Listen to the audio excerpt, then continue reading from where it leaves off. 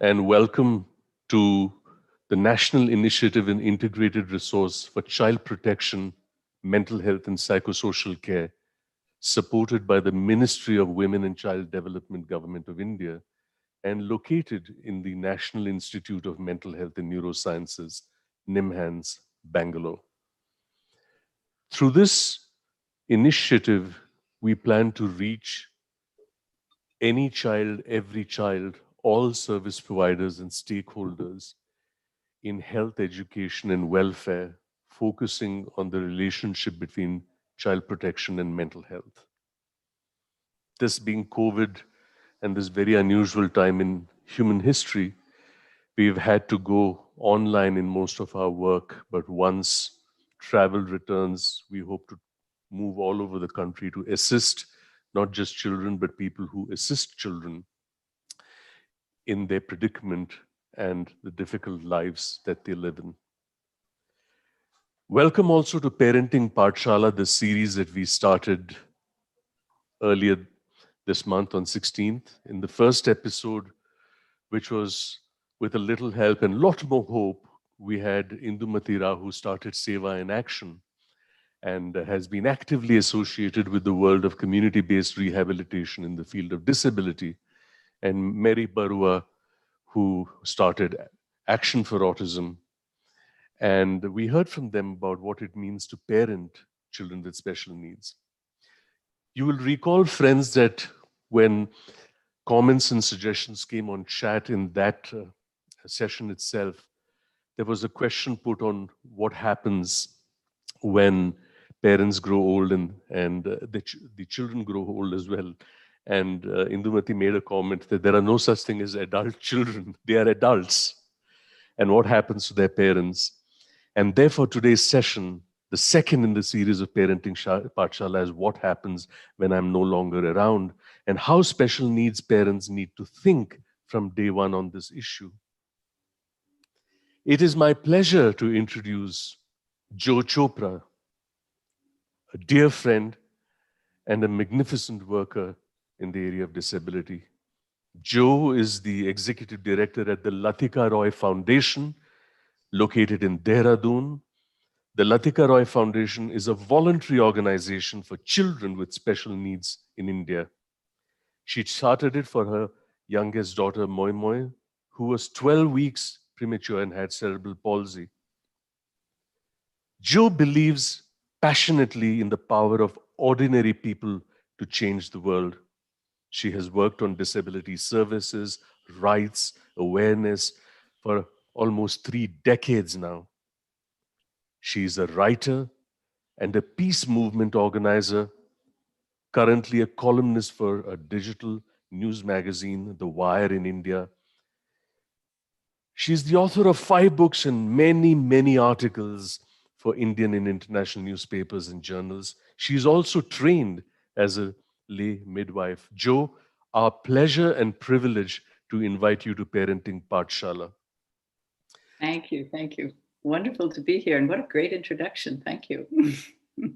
So what happens when I'm no longer around? Jo has some opening comments to make and some images and thoughts to share. I will hand you over to Jo and then we continue the conversation. Please remember, put in your thoughts and your questions on chat and we will take as many as possible in the duration of this program. Over to you, Jo. Thank you very much. I'm going to just share my screen. I have a quick little slideshow that I hope might stir some thoughts. So the question, what happens after me, is one that I think all of us as parents of people with disabilities ask ourselves. It's probably the most common thing that I hear from parents. What happens after me? What happens after me?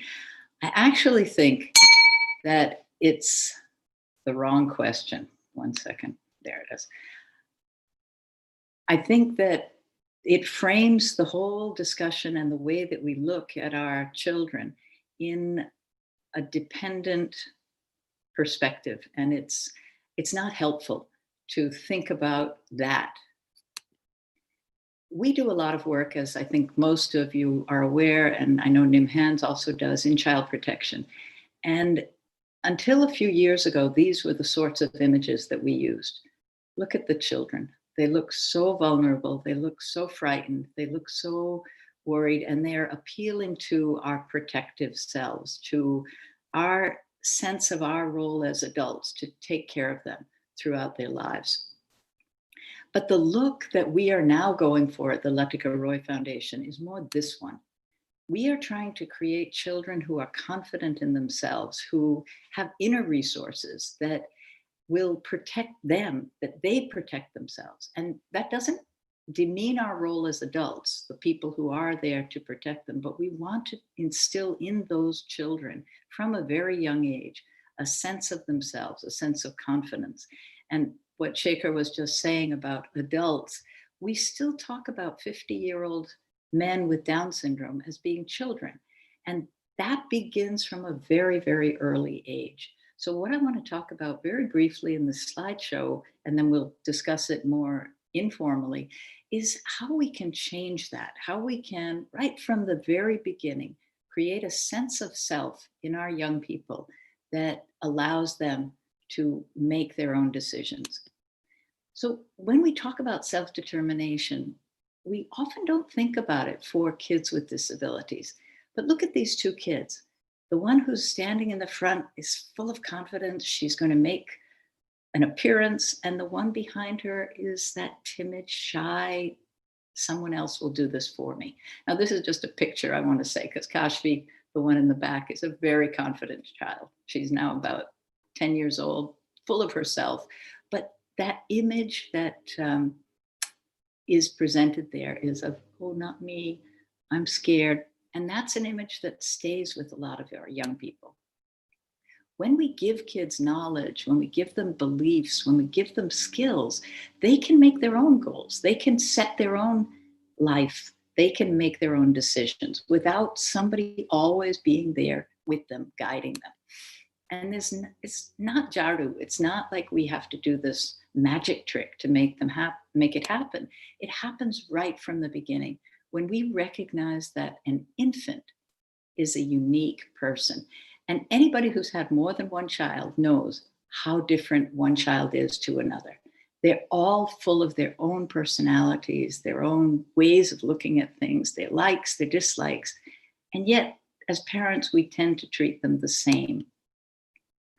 Look at this kid. Now, again, this is a photograph. This is a little girl named Moi Moi. She's named after my Moi Moi. And look at how she's been stuffed into this jacket. Now, don't we all do this as parents? We stuff our kids into things that they may or may not want. We're cold, so they're going to wear a jacket. We're hungry, so they have to eat. And we keep ignoring what they tell us. I'm not cold, I'm not cold, I don't want to eat anything. And we stuff them. When we leave them alone, the way her mom quickly did, take all that wrapping off, they begin to explore the world. They begin to see what it is that's out there and what they want, what their place in it is. I know this seems like a distant dream for kids with disabilities, but actually it's possible. We begin by letting our kids make choices from a very, very early age, and we respect the choices that they make. They can be as simple as choosing what toy they want to play with, what socks they want to wear, what book they want to read, or what course they want to take. It's not always easy to make choices. The kid who's looking at the book now was very happy with the book that he chose, but then he suddenly decided he wanted to look at somebody else's book. And when kids change their minds about the decisions that they've made, that's our chance to help them deal with consequences. That when you make a choice, you have to live with it. And that gives them the practice and the confidence that they can make choices, even if the decision is one that we may not approve of. And that is actually what happens. When a child makes their own decisions, we have to help them in the beginning. We have to help them weigh the options. We ask them those difficult questions. We help them think it through. If I do this, this might happen. If I do that, that might happen. And we take it to the level that they are capable of engaging in. We don't expect them to make decisions about their careers when they're 6 years old, but we give them the practice so that when they get to the age of 18 or 21, they're in a better position to make the right decisions. And we have to accept that there will always be decisions that we don't like. I have a friend who is 53 years old, Down syndrome, and her parents are still trying to tell her what she can eat and what she can't eat. Now, she's overweight, she's making bad decisions, but who in this world doesn't make bad decisions? We all do it, right? And we have to accept that a 53-year-old woman, whether or not she has Down syndrome, has the right to make bad decisions. I know people who smoke, they know it's bad for their health. I know people who are obese, they know it's bad for their health. It's their decision. And there's nothing I, as a fellow adult, can do about it. We have to accept that our kids have the right to make their own bad decisions. We have to help them learn how to solve problems, because there are so many problems they're going to come up against in life, and they have to learn to figure them out. With kids with disabilities, sometimes we have to create a problem because they may not be as curious as another child. But usually our kids are going to find their own problems to solve. They go into somebody's bag, they mess up the kitchen.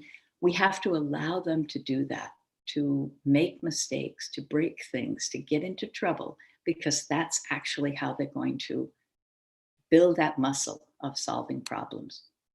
We have to be available to them throughout their lives, but not overwhelming. We're not making the decisions. We have to allow them to do it in whatever way they can.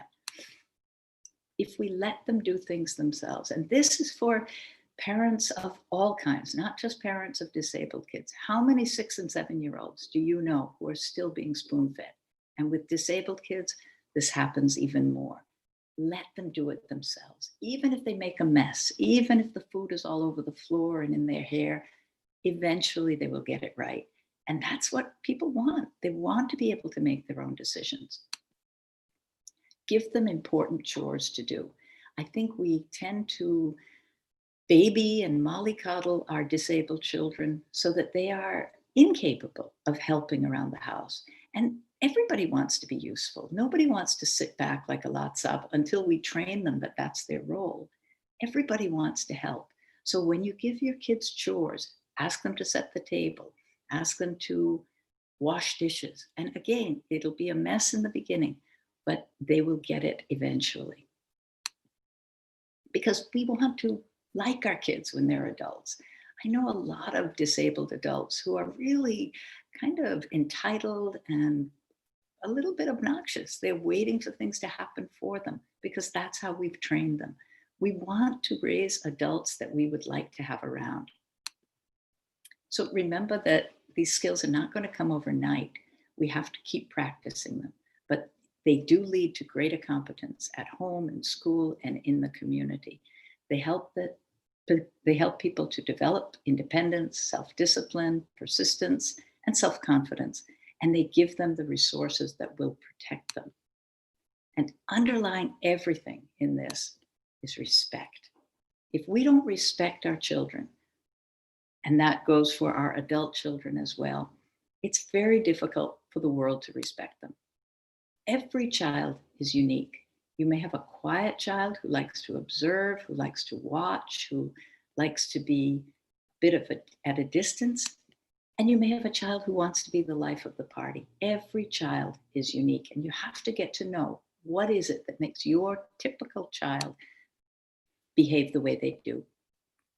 We have a book at the Letica Roy Foundation called Knowing Me Better, and it's filled out when a child joins our organization. It's full of questions about what kids like, what makes them frightened, what helps them if they're upset, if they are afraid of something. What are the things we can do to help calm them down? What things do they like to eat? What things do they hate to eat? Everything about them is somehow contained in this book. And many parents have said that filling the book out has been such an exercise in getting to know their kid and in recognizing how much they already know as parents. If anybody would like this, we can send you the PDF and you can print it out and use it for your own child. Communication is absolutely essential in creating a relationship with your young adult. Whatever form that communication takes, figure it out. What is your kid trying to say to you? It may be with words, it may be with gestures, it may be with just a look in their eyes, but you have to get it. And that communication will continue throughout the lifespan. And it has to be equal, it has to be respectful. And you can see right up until young adulthood, when we take children seriously, they begin to engage in ways that they might not otherwise. There is a child with special needs in this group, and you may or may not be able to spot them. But that person is as important a part of this group as any of the ones who are typical. We relate to them at their level, but we give them the respect that says, you have something important to say. Feelings are absolutely okay, and we have to acknowledge them. Our children, our adults have negative feelings, they have positive feelings. Every feeling is okay. And we need to help our youngsters to be clear when they don't like something. I love this photograph because you can see that Shweta, who's on the side, is really irritated. And Sakshi, who's always the life of the party, is having a ball. Shweta thinks she's angry with Sakshi, and we have to help her understand that what she actually is jealous of Sakshi. She would like to be that person who is out there dancing and confident and everybody is watching her. But she internalizes those feelings of jealousy as anger, and she may lash out at Sakshi.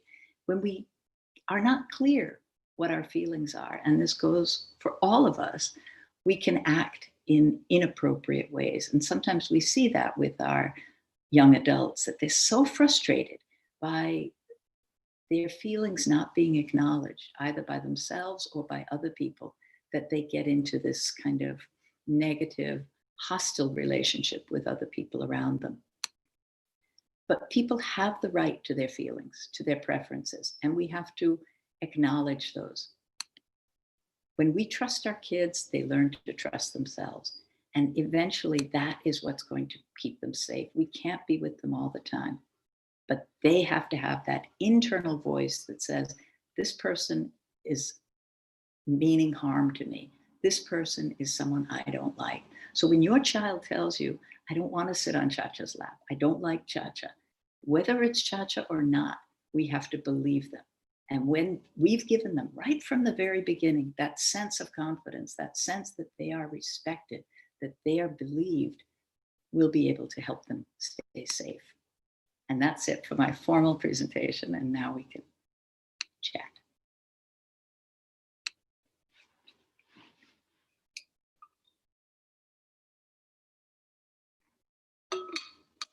Shekhar, you're muted.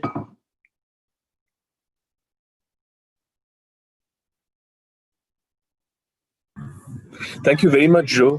What I said was what a wonderfully visual and evocative manifestation of the kind of lives and the kind of interaction that parents and caretakers can lead with children, to take them through this life journey and process that. This is the ideal moment as we savor these images and register them in our mind's eye. And each feeling and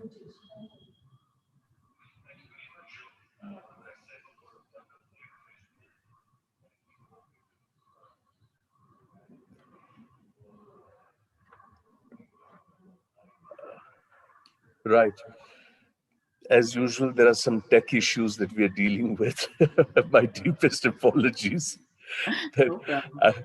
I'm just saying that even the technology is awestruck and silent with the wonderful images that you showed. So wonderful, Jo. This is the ideal situation or a moment to really come back and locate what you have shared with us to the basic issue of what happens when I'm no longer around. But we spoke about how we contribute to the identity and the personhood of these children and leave them in a situation where they can then take charge of their life, as it were. So if you really start with issues of selfhood, their social self, their emotional self, and all the worries that parents have, if they were not there, whether the social self and the emotional self and regulation mechanisms thereof would actually function or not, and would it get these people into trouble? Let's take that as a first level of conversation, and your thoughts, Joe, on how parents negotiate this anxiety and concern and worry as they go forward in the journey of taking care of special needs children, particularly as they grow into adults. And and just like your friend who's 53 years old, Yeah. what is this journey and narrative like? Okay. I think that what I see happening with a lot of parents is that they believe this is their problem, that they have to figure it out for themselves. And to some extent that's true because we all are responsible for our own families. But I think what tends to happen is that people manage everything on their own right from the very beginning when it's a disabled child, and they don't feel that society has the support or the structures to help them to do it. And what I did with Moi Moi was create a community around me right from the beginning. I knew that I couldn't manage this myself. And I also had that question, what happens after Ravi and I are gone?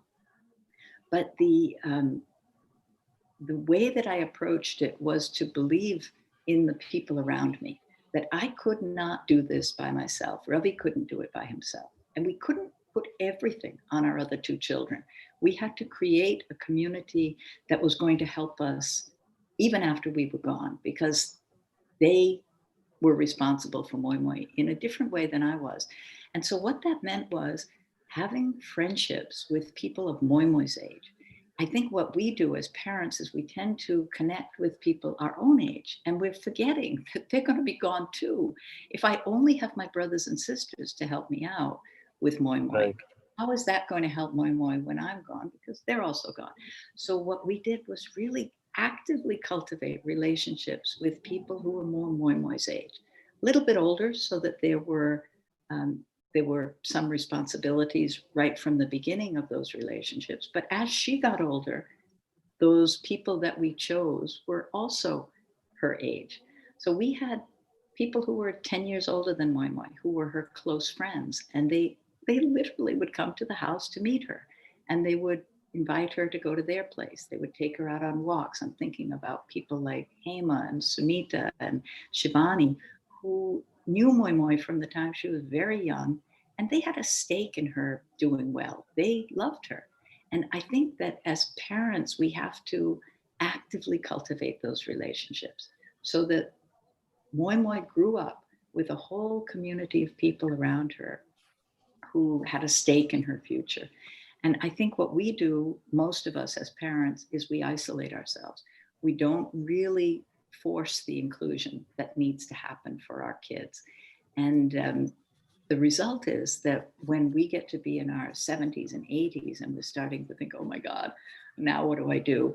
We don't have anybody around who knows that person. So you've got a 50-year-old and you're suddenly saying, okay, now you guys have to help me out. It's difficult to get to know a 50-year-old person and to really establish a good relationship with him or her. So my advice to parents is to start right at the beginning, to invite other people to love your kid the way you do, to have them be as invested in that child's future as you are. And I know that's a big ask, but it's the way we're going to create an inclusive society. We can't expect that people are going to step up at the end of our lives and then do what needs to be done. It's like, you retire and you don't have any savings whatsoever, and you ask your neighbors, can you help me out? Well, no, they're not going to. They don't really feel committed to your retirement when you haven't bothered to look for it. There's an interesting question that has come up in this context, Joe, on the chat, that when you create a community and get them to embrace the reality of a particular family and be part of their emerging story, the extent to which the participation in this decision making process of the person with special needs How does this work for a child with better cognitive abilities in comparison to a child who are more, let's say, severely challenged? So this creation of a community, is there any differential here in your experience? Any thoughts on that? There are definitely differences. I think that if you have a child who has severe intellectual disability, or you have a kid with real problem behavior, with social anxieties, it's going to be more difficult to create that community around you. And I think then you really need to think creatively about how this is going to play out. And it's also much more difficult if you're poor, if you don't Right. have the support financially to be able to put things in place that will be there after you're gone. And that's where I feel the human relationships are so important, that we have to think of ways that we can create relationships that are going to be nourishing and supportive for our youngsters. The problem behaviors, it gives you a more of an incentive to deal with them. Most problem behaviors we find come from communication difficulties, and basically it's communication. You know, that if you can figure out a way for an individual to communicate, their frustrations decrease, they are less inclined to be hostile or violent, or um, to have behavior problems that other people can't deal with. But I think a lot of us as parents, we we know how to deal with them, and so we keep doing it, and we don't insist that the child come up with more human ways of dealing with their problems, because we're right there. And you know, yesterday I was on a call talking about a young woman with self-injurious behavior, and she hurts herself all the time. And one of the people was saying that, you know, we're human beings and we don't like to see a child hurt herself, so we do anything we can to stop it. And usually what most parents do is give the kid what she wants, and that just creates a pattern. Now, you may be willing to do that as the parent, but when you get to be too old and you're asking now somebody else to do it, it's very difficult. And so I think that if we're right from the beginning seeing that eventually my child is not going to be with me, someone else is going to be looking after them, you have much more of an incentive to deal with those problems creatively and effectively, so that you are presenting the world with an agreeable, more well-adjusted person. This issue of behavior problems, there's a question that's come on chat, and I want to segue from there uh, into an area which I know has been one that you have concerned yourself with over the years very deeply. Also, there is a concern with adults with disability and their caretakers in this unusual period of the COVID and the lockdown. So, if you have either a child or an adult as a family member who has conditions like attention deficit or severe manifestations of autism, and as these children grow older and they negotiate unusual times like the COVID, what kind of challenges does it place on caretakers and parents, and going forward the concern they may have about persistence of these problems when they are not around to basically provide a protection Mm. in terms of negotiation with the social world and the outer world. And I understand what you said about creating a supportive community who will possibly offer that protection.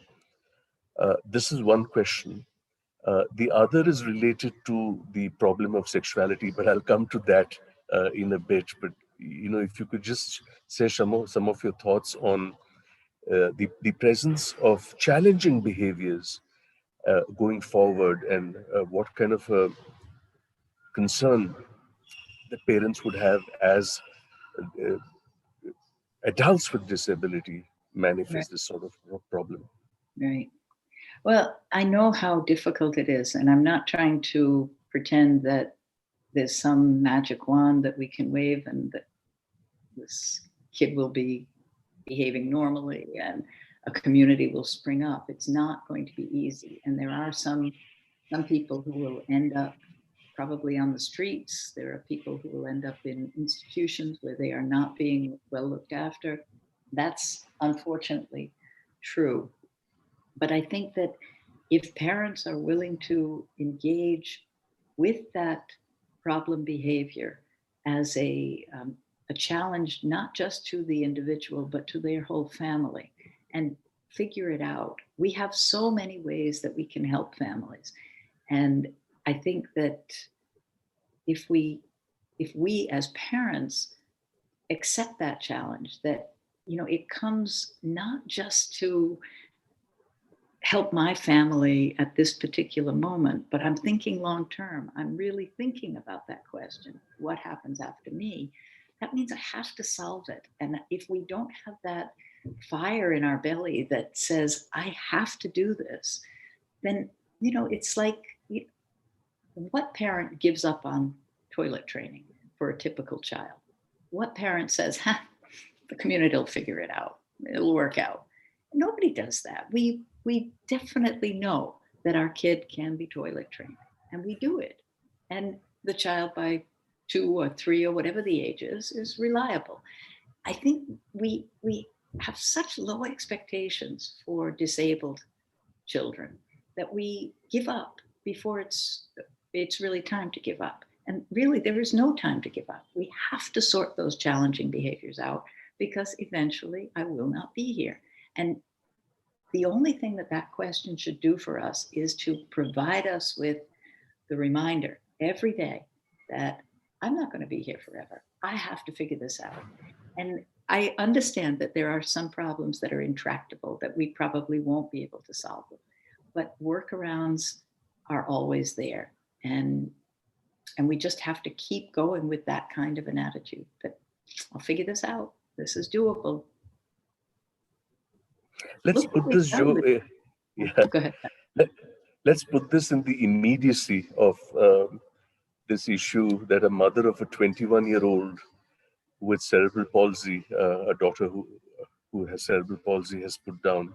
She says, my daughter is severely challenged. And my thought was in decision making, and we do give her a chance to make choices, but how do we manage her after us? So if we were to embed the kind of responses that you're saying in this little narrative that has come on chat, going Mm. forward, some more thoughts, which are the philosophy of what after us is so evocatively obvious in what you've shared. Can we take this a little forward to and the business of creating a community? Mm. Are there any other thoughts that you have which assists families in this concern that they have? What happens when I'm no longer around? There is no one answer. And I think that parents have to understand. And I have so often had the experience that parents, like, they bring that problem. I have a friend who says they bring the problem and they put it on the table and they say, yeah, it's yours now. You figure it out. I can't do that. Nobody can give anybody a pat solution for such an enormous question.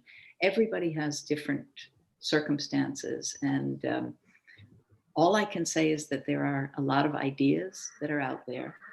There are things like what I had talked about, creating a circle of friends. Now, if this is a 21-year-old woman with cerebral palsy, does she have 21-year-old friends? Does she have 25-year-old friends? Does she have 30-year-old friends?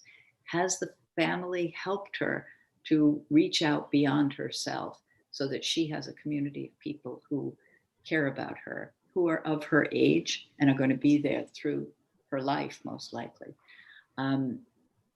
It's a lot of work. There's no doubt about it. And if you're starting when the person is 21, it's going to be more work, which is why I really wanted this to be focused on younger parents, because they tend to think, Ram Barose, we'll think about it later.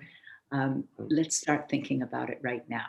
And if you're the parent of a 21-year-old or a 25-year-old, it's still not too late. You are probably what, 45, 50, still pretty young by my standards. And you can start right now to create a circle of friends around you. The National Trust guardianship thing, we know how flawed that is, but there is a mechanism in place for families to create a structure for their adult children that will be there after they are gone. And there is some, I would say very little oversight, so that there's some government representative as part of that community who has a responsibility to make sure that this individual is not being abused, that they're not being taken advantage of. But the real thing that we've always known is that we have to depend on our own families, our own neighbors, our community. And the sooner you get started, 21 is not that old. So start right now to build up a circle of people who are going to be there for your daughter and are going to help her make the decisions that she needs to make going forward. I know it's not an easy answer, and I know there's nothing that's going to solve that real problem. I recognize that. As we just crossed the halfway mark in the session, Jo, there's someone who wants to know the book Knowing Me Better. Where can we find a copy? You just have to email at it's contact@latikaroy.org. If you just Google Latika Roy Foundation, you'll get the contact address, and we will send you a PDF of that, and you can print it out yourself. We have some, I think we have some copies left, but they're at such a premium for our own kids that we don't send them out. It's beautiful. So if you print it out, do it in color on good quality paper, it makes it much more fun. Jo, going forward, your thoughts on independent living, long-term care, community living for individuals who are more independent. There is a thought here that families of persons with disability should live together from an earlier age to support each other. Your thoughts on this? I guess it depends on the families and whether they that's something that they would enjoy. I know that there are moves in the country to establish like villages of disabled families. There's one coming up in Calcutta, outside of Calcutta, and I have some sort of negative feeling about that. I don't really like the idea of separate community of people who are disabled. And even though the rest of the family being there creates automatically a more inclusive environment, I'm not sure that having a specific area where people with disability go is a great step forward. It's kind of, to me, it's like a step back. But if that works for a particular family, because I know that there are, I met two couples, both with teenagers with Down syndrome, who are great friends. They had made friends in the course of their kids' lives, going to the same school, and they established a relationship which has been fantastic for the whole family, both families. And I think if that works for you, if that's something that would be mutually beneficial, definitely go for it. It's a very interesting idea. You know, you find a house maybe where you can live upstairs and downstairs, and you share because you know what the other one is going through. But my own preference is for more people who are able, who are typical, to be together, and that the disabled person should be in the same percentage of society. Like, so if you have 50% of the people are disabled, you've created an artificial environment automatically, because in our natural environment, we're looking at probably 15% who have more specific disabilities. So I think it's an idea, definitely, and if it works for a family, why not? I would next like to move to an area that I know that you have occupied yourself with in great depth. The Secunderabad-based organization NIMH, the name has changed now. It's called National Institute of Empowerment of Persons with Disability. Used to support a conference every 2 years. And when the Latika Roy Foundation hosted this conference many years ago in Dehradun, it was a watershed event because it was the first time that the whole issue of sexuality of individuals with disability was ever tabled in an intensive and open way for consideration. And it was a magnificent conference uh, because it just opened out the discourse and created a framework of such comfort that people began to respond to this with far more ease than had hitherto been the reality. On the subject, therefore, Joe, of sexuality, and indeed in the first program that we did on 16th, many questions that came spoke about how to handle this, and how to handle the emerging sexuality of older adolescents and young adults, and is there a danger as they grow older, or is there a concern? Danger is a really wrong word to use. Is Mm. there a concern uh, about their ability or otherwise to um, modulate or conduct their lives, and what happens when we are not there? So you have engaged yourself so actively in this area. Let's have some thoughts from you on this. Mm. Okay. Again, I think that it's obviously a very natural part of life, and disabled people are as interested in exploring their sexuality as anybody else is. They want to have relationships, they want to have pleasure, they want to be engaged in all of the aspects of um, human human life. And I think that for them, particularly if they have intellectual disability, the boundaries that we are more aware of because we're so well socialized and normalized in society, are not always present. And so they can get into difficulties. They can get into a relationship that's overwhelming for them and they're not even sure why. They can be taken advantage of. They can be groomed and used for other purposes that have nothing to do with what they think is going on. So a certain degree of awareness is really important. But I also find that people with disabilities who are encouraged to be open, to know what they're feeling, to express themselves, are more likely to be able to spot it when somebody is taking advantage of them. And that's a really important thing to develop in a young person. And that's why I focused on that in my presentation, that if we have habitually ignored things that people are telling us about whether they're hungry or not, whether they're cold or not, then we are basically teaching our children not to trust their bodies. And we need to build that confidence that they are competent to say, that person makes me feel weird. I don't like it when that person is in the room. I don't want to sit with that person. I don't want to go alone with that individual.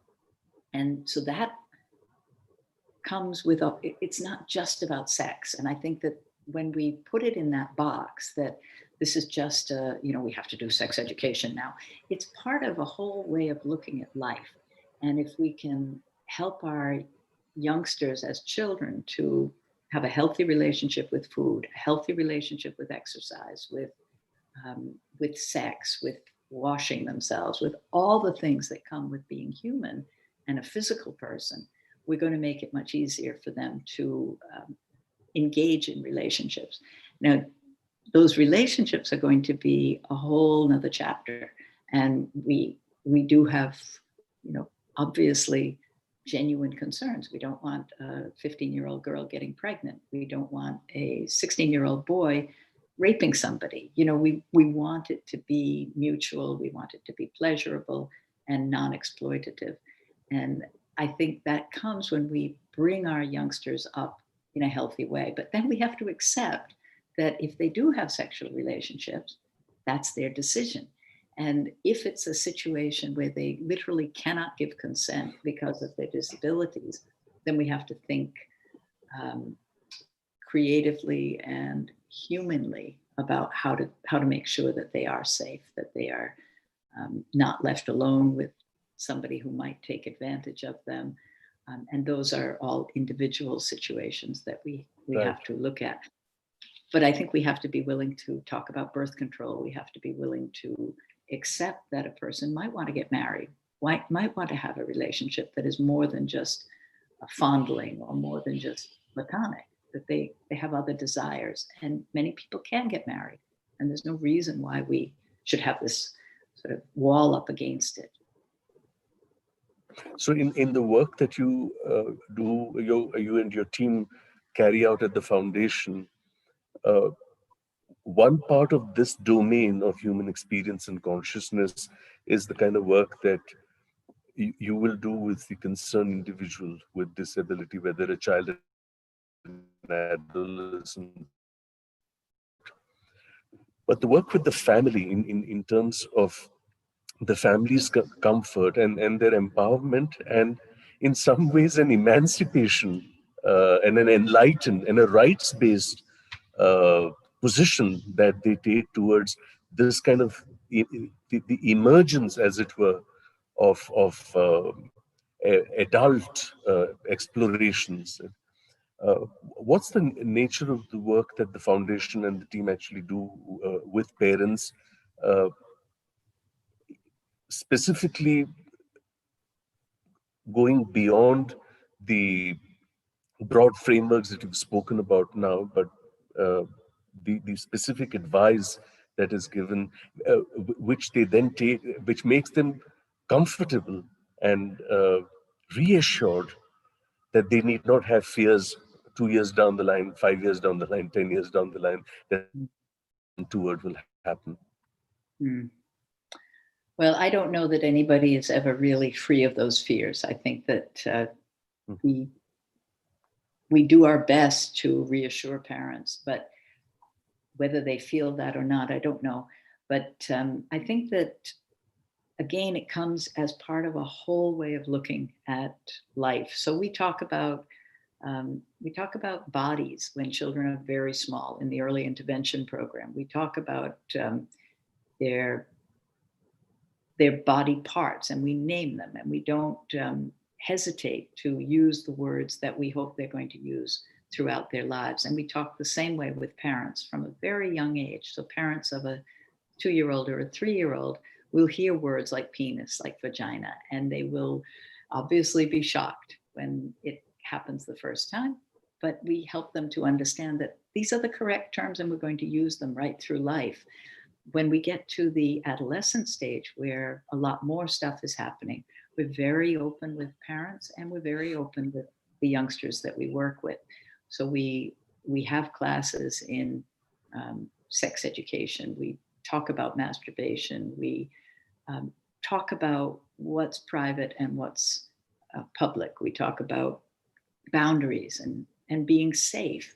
And that safety is not so that you don't get pregnant or that you don't unintentionally make someone pregnant, but that you respect the integrity of your body and you have an understanding of your rights, that it's not just about being violated physically, it's about being violated emotionally. And your trust, your confidence in another person should be justified. So it's all part of a package. And I think the problems come when we take it outside of that package and we say, okay, now sex education, and we're going to talk about masturbation and don't do it in the living room. That actually comes out of nowhere. And so there has to be a whole way that we are looking at this. So when people keep asking for, specific answers to specific situations, I really am at a loss, because it can't happen like that. And, you know, it's like, just, you can't put people in jail, and they haven't committed any crime. You have to actually be a loving parent who expects that this is part of a whole continuum. And it's not just with disabled kids. We have these same problems with typical kids who are, you know, young boys and girls who are starting to notice each other in a different way. Parents freak out about that too. Right. So it's not really the disability, it's really a discomfort with sex in general. That brings me to a very interesting part as we go towards the last segment of today's session before closing. Recognizing, of course, the work of a parent who's put it down in chat, who's part of a mother's group, and they work together for 2 years. So her thought is that even when she's not around, another mother would know her child. You know, it's part of, again, building this community which Jo spoke about. So towards the last part, Jo, taking off from what you just said about um, it's an approach, it's a philosophy. It's not about specific formula or prescriptions. Uh, Here is a closing question. As a collectivist nation, there is an aversion in Indian parents towards imparting wisdom and skills of independent living, even to neurotypical, able-bodied, and non-disabled kids. Mm. Then the process becomes more challenging when it comes to kids with special needs. So, is there a cultural context to this? And could you comment on this whole notion that uh, we fail to re-establish adult relationships with our children when they grow up? Yeah, definitely there is a strong cultural component. And I think it's, again, one of the things I love about disability, that it helps us to confront the things that aren't working in our society. India has got so much going for it in terms of disability. If you think of the joint family as a structure, what better way to live with disability than in a joint family where everybody knows this person and everybody has seen this person grow up and understands how to be with this person, where this person has had opportunities within uh, a loving community to play their part, you know, where they have participated in the duties of running a household, and they've grown up with their aunts and uncles around them. I mean, but we're dismantling that system, and we all the negative stuff from our Indian system of, you know, adults being told by their parents what job they're going to take, what person they're going to marry, how they have to behave. We take that, but we give up the structure and the support that we could have had. So yeah, I think there's definitely a cultural component, and it does make it more difficult. If there's some way to reclaim that the wonderful joint family structure and get rid of the problem part of it, I think that would be the ideal solution. I really can't think of a better solution than the joint family for a person with disabilities. But I know it's not so simple. Finally, Jo, I come back to the question that we started with and invite some closing thoughts from you. What happens when I'm no longer around, and how special needs parents need to think of this perhaps from day one when they get to know that there is a special needs child that they have to look after? What happens when I'm no longer around? Jo Chopra, your closing thoughts. So I think we see that question as a looming threat, and we have to turn that question around and see it as an encouragement, as a reminder that I am not here forever.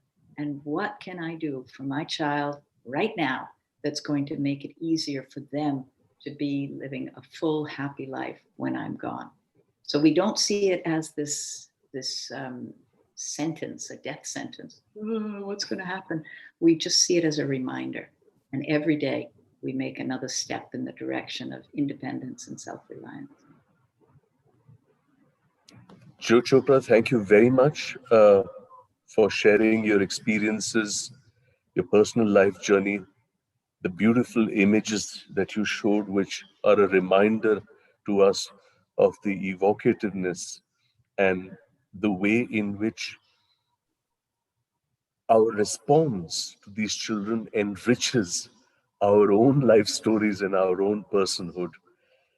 It was a pleasure and a privilege to have you on Parenting Pathshala. Friends, from the National Initiative and Integrated Resource for Child Protection, Mental Health, and Psychosocial Care, supported by the Ministry of Women and Child Development, Government of India, and SAMVAD-NIMHANS, Bangalore, our greetings to you. Be well, be safe. Please subscribe to our YouTube channel. And we have 8 more sessions on the Parenting Pathshala show. And as we are ending this talk, there's a lot of stuff coming in about various films that speak about the intersectionality of disability and sexuality, one being Margarita with a Straw, and the use of films to, really empower and lighten the predicament of families, to echo exactly what Joe said, that you convert this from a looming threat to something that's a here and now issue, which you can convert into an emerging life narrative, and you have the agency and the power to make the change right here, right now. Jo Chopra, thank you very much for your presence. And Thank dear you. friends, take care, and we'll be soon with the next episode. Greetings. Thank you.